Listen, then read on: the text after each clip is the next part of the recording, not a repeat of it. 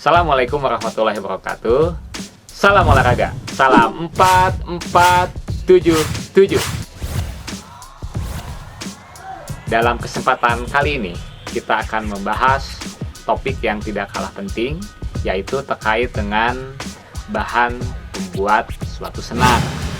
Dimana sebelumnya kita sudah banyak membahas hal-hal dasar terkait dengan pembentukan suatu raket tenis, mulai dari bahannya, sejarahnya, head size, balance, weight, dan pola senarnya.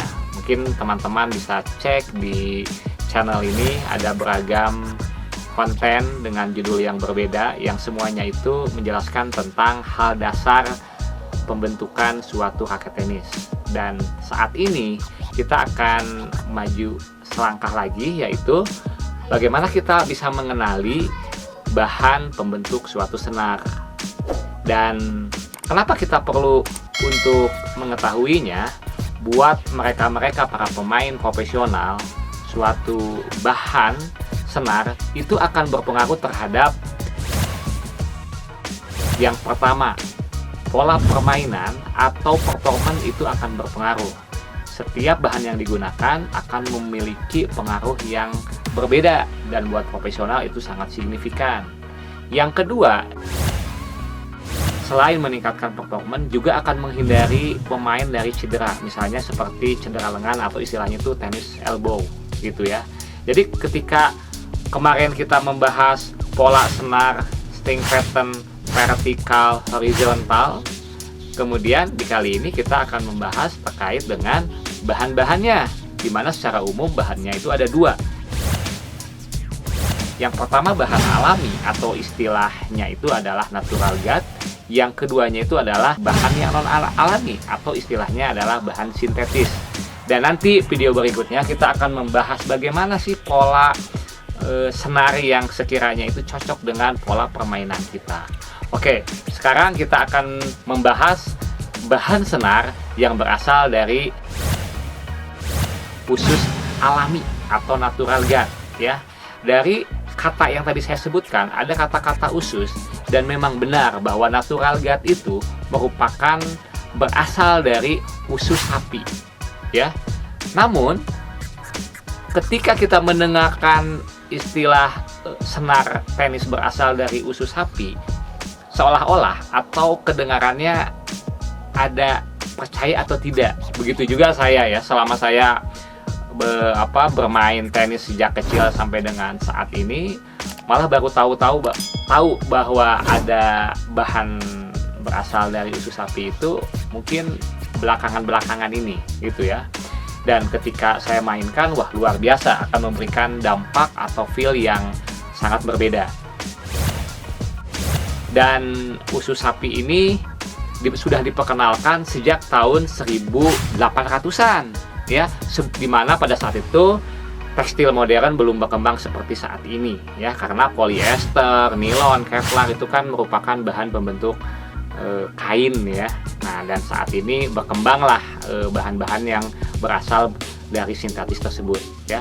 Meskipun bahannya itu tidak biasa ya, natural gas atau senar usus alami ini secara luas dianggap sebagai salah satu senar tenis terbaik, baik dipasarkan maupun dipopulerkan ya. Dan salah satu pemain profesional yang menggunakan jenis bahan ini adalah seperti Roger Federer ya. Karena sifatnya yang sangat elastis juga, senar usus alami ini menghasilkan kekuatan, power ya, kemudian feeling dan kenyamanan yang sangat superior.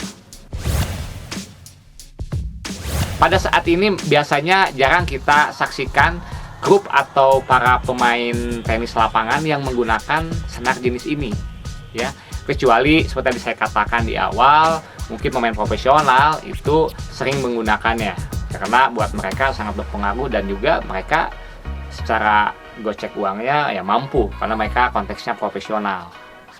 Kemudian walaupun seperti itu ya, tidak usah khawatir buat teman-teman pemula khususnya, bahwa menurut saya untuk pemain pemula itu sangat tidak terlalu signifikan atau tidak terlalu pengaruh pilihan suatu senar. Kenapa? Karena yang paling penting itu adalah bagaimana konsep dasar atau pola permainan teori di awal itu yang harus dikuatkan bagi mereka-mereka para pemula. Nah, kita akan membahas beberapa kelebihan dan kelemahan dari natural guard ini. Untuk kelebihannya ada 5 poin, ya. Yang pertama adalah natural guard ini senar terkuat yang pernah ada, gitu ya. Jumlah kekuatannya ini sangat luar biasa sekali, ya. Bahkan ketika kita memukul dengan keras atau hanya menyentuh sedikit bola, senar ini akan menghasilkan banyak kekuatan extra power, ya. Yang kedua adalah dia memiliki kendali yang sangat baik kalau dibandingkan dengan yang polyester, di mana saat mengenai bola, senar ini sangat elastis sehingga hanya area yang bersentuhan dengan bola yang akan menekuk gitu ya, sehingga menciptakan efek cupping atau pocketing yang sangat baik, ya. Yang ketiga adalah mampu meningkatkan ukuran sweet spot secara signifikan. Terkait dengan sweet spot, teman-teman bisa cek di video terkait dengan head size. Di sana dijelaskan apa yang dimaksud dengan sweet spot, ya. Dimana bahwa dengan menggunakan senar ini akan membantu sweet spot mudah untuk bisa disentuh oleh bola, gitu ya. Yang keempatnya adalah memiliki potensi putaran yang jauh lebih baik dibandingkan dengan bahan sintetis. Dan yang terakhir pastinya adalah kenyamanan yang terbaik. Kenapa disebut kenyamanan yang terbaik? Karena sifatnya yang sangat elastis, ya. Ketika kita berbicara masalah kenyamanan, ya, dengan adanya elastis ini, maka tidak ada senar lain yang bisa mendekati bahkan dari jarak jauh bagaimana elastisitasnya jenis bahan ini. Walaupun nanti di poin kelemahan ada kita sampaikan juga. Di satu sisi menjadi kelebihan, di sisi lain ada kelemahan, tergantung siapa yang menggunakannya. Mungkin itu 5 poin kelebihan. Dan berikutnya adalah apa kelemahan dari senar natural guard ini? Yang pertama adalah anti untuk kelembaban. Jadi produsen-produsen mengetahui bahwa jenis senar ini mempunyai kelemahan dari kelembaban, mencoba untuk merancang. Namun sampai dengan saat ini masih belum mampu untuk bisa menghindarkan resiko dari kelembaban, saking lembabnya itu sampai basah kuyup, misalnya kena hujan. Jadi pantangan yang terbesarnya ini adalah senar jenis ini adalah kena hujan, karena kalau dia terkena hujan dengan air yang basah yang banyak maka akan cepat rusak, ya. Yang kedua, kos produksi untuk membuat senar ini karena bahannya itu alami dari usus sapi ini lumayan sangat besar.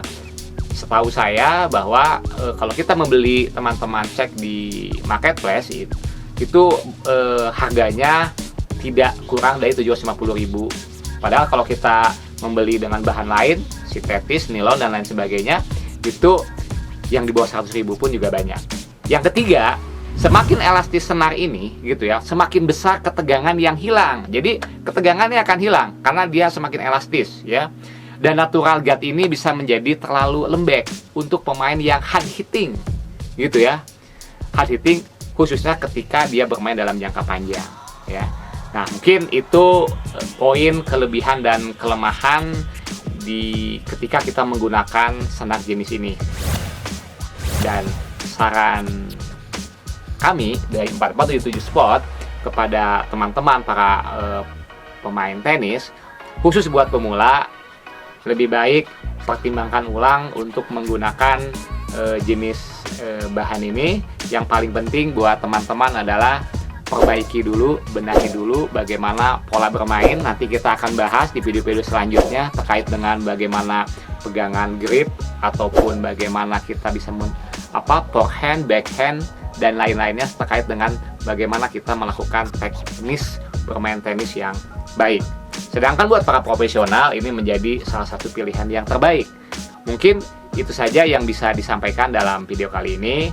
Nanti teman-teman cek video selanjutnya terkait dengan bahan non-alami atau bahan sintetis. Di sana kita akan jelaskan lebih banyak dibandingkan dengan yang barusan saya jelaskan. Itu saja. Salam olahraga. Salam 4477.